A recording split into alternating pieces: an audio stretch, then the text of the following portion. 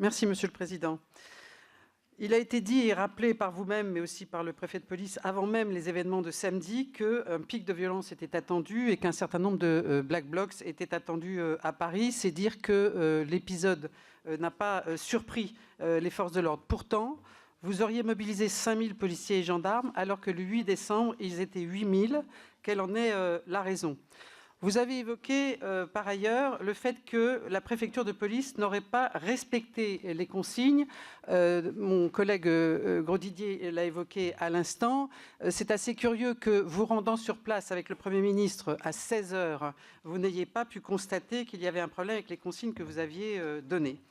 Enfin, dans les décisions qui ont été annoncées, une décision est très frappante et qui serait la conséquence de ce que vous appelez le dysfonctionnement de toute la chaîne de commandement.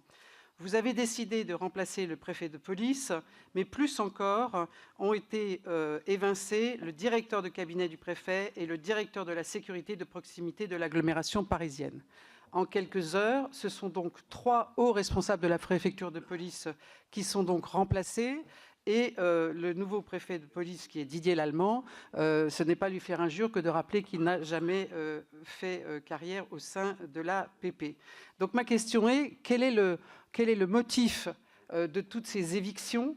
Est-ce que vous n'êtes pas en train de réaliser le rêve de certains, à savoir mettre enfin la main sur ce qui est appelé l'État dans l'État et faire disparaître la préfecture de police ?